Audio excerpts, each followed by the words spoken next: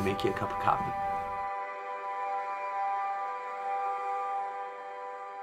We came over from right here, straight over. So you can see Gambier is quite a lot bigger than Bowen.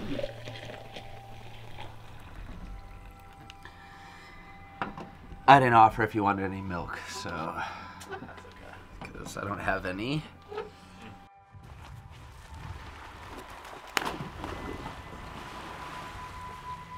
This place always feels a bit like coming home, even though I grew up right in the city. I didn't grow up on Gambier Island.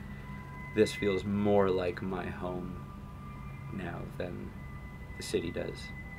As far as who I am as a person, who I see myself as, hugely affected by my family and the people I surround myself with, my best friends and people who have supported me my whole life.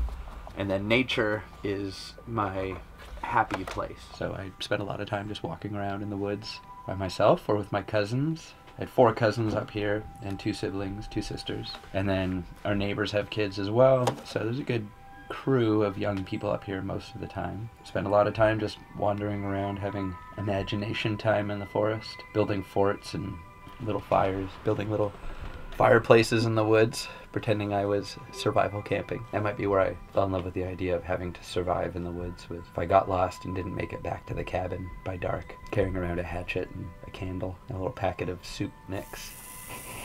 You know, the essentials. And now it just feels like home, and it's hard to leave. Even being up here for a week doesn't feel like a long enough stint. You don't really start to relax until you've been up here for over a week. You guys do slow motion on those cameras? Yep. Yeah. Should definitely get a slow motion of me slicing a beer can in half with my ninja sword. Yeah. Oh yeah. It looks way cool in slow motion.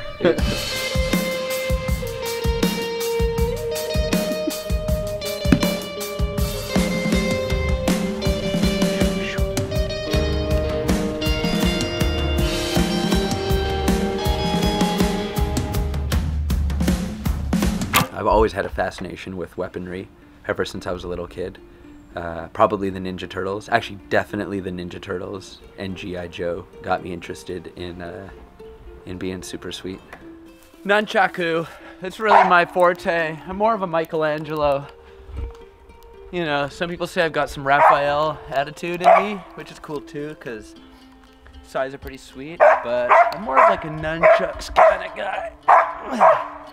Although I like ninja weapons and bow and arrows and guns and stuff, I hate violence, and I've never been in a fight, and I've never felt violent towards people.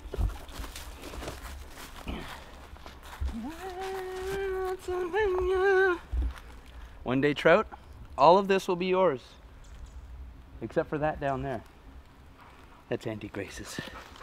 I don't really like to sing and play guitar like when I know other people can hear me.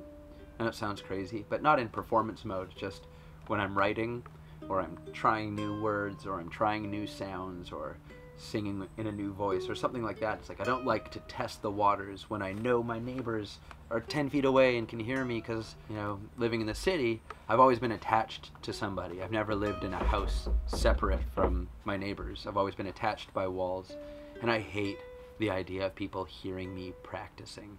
And so when I'm up here by myself, I sing out loud. Outside, I sit out here on the patio and I sing as loud as I can when I know nobody's around, and it feels amazing. I feel most comfortable sharing my new writings and my new songs with my family.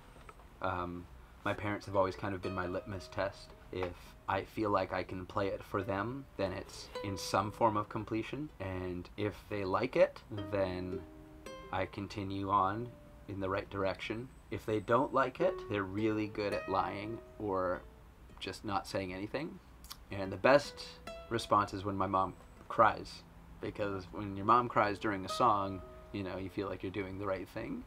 I guess when you're writing sad songs, a lot of the time, when your mom cries during a happy song, it's not always a good thing. Let's pick some plums while we're at it.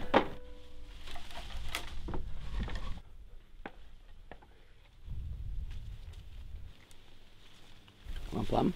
As far as recording, up here goes. I've always dreamed about bringing up my electric piano and, you know, a small guitar amp and just having gear up here to play with when I'm by myself. But actually coming up here with the intention of recording music with the band was a first-time thing and a huge trip. It was crazy to set up in the living room here. We had the table facing outwards, so we're looking out onto the forest and a few microphones set up, and we used solar power to power the process for almost the entire time. It was kind of neat to have Jason and Tyler up here with Alex and Jay doing the recording. It made it kind of a work retreat rather than just a retreat. Having a goal and a purpose and having to always be doing something was different than just sitting around trying to come up with projects or things to do to keep busy. So this place, Gambier, has been we call it the clearing. It's a clearing. I call it the teacher's clearing because both my parents are teachers and my uncle is a teacher and my aunt is a teacher, so this was known as the teacher's clearing. I feel like this has been the showroom for a lot of my new songs, and often when we're all up here as a family sitting around the campfire, I will take some time and just play music. I like to do medleys of my own songs, blending them together. A lot of music I write is in the same chord or, you know, flows nicely into a different song, and when it's just me playing I can do whatever the heck I want. But songs like Gambier Island Green, which is now recorded and on this new album, had only ever been played for my family before. No one had heard it, but it had been a part of my family and a part of my repertoire for years and years and years. So sharing it with the world now feels both special to me and hopefully will mean something to my family and the people who know this place, and having that shared with the world is kind of like opening the doors, opening a window to our little paradise.